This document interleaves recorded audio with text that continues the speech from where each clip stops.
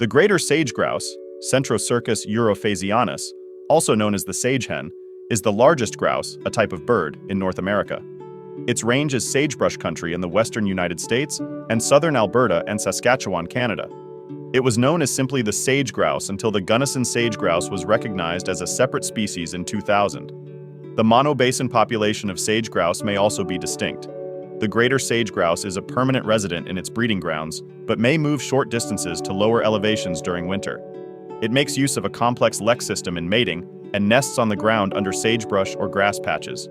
It forages on the ground, mainly eating sagebrush but also other plants and insects.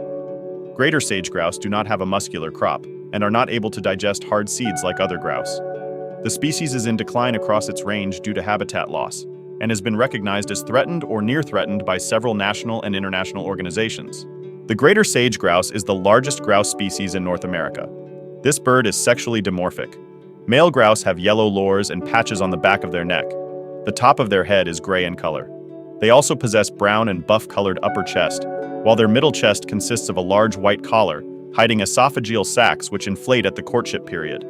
In addition, they have a notable black marking on their abdomen.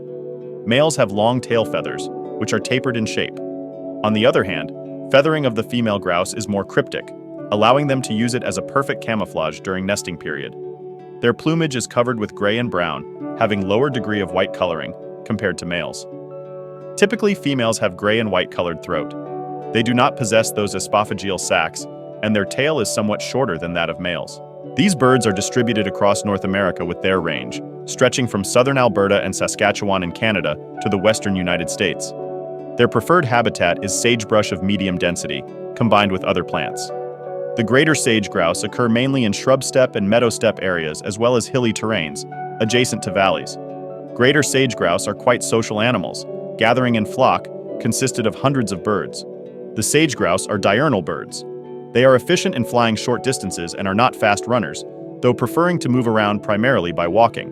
When facing danger, the sage-grouse will usually escape, hiding or flying. The breeding season starts in spring, when the birds congregate in leks, looking for mates.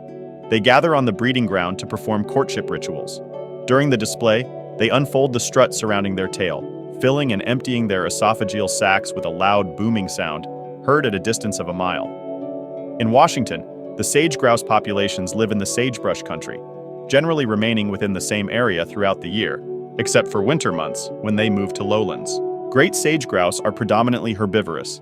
Typically, these birds forage on the ground, consuming buds and flowers of different plants.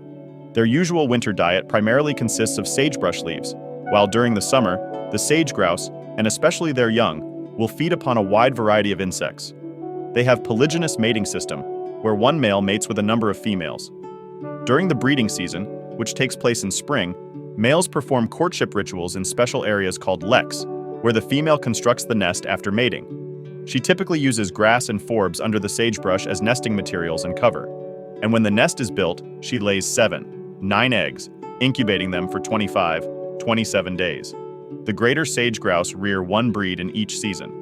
The hatchlings start flying at the age of 2-3 weeks, and at 5-6 weeks old, they become strong flyers. Then, after first molting at the age of 10 to 12 weeks, young become relatively independent. The major concerns are degradation, fragmentation, and loss of their natural habitat. Large areas with sagebrush communities currently turn to croplands and pastures. In croplands, these birds are threatened by herbicides and invasion of exotic plant species, which brings to unnatural fires. In pastures, excessive livestock grazing leads to reduction of their population within their home range.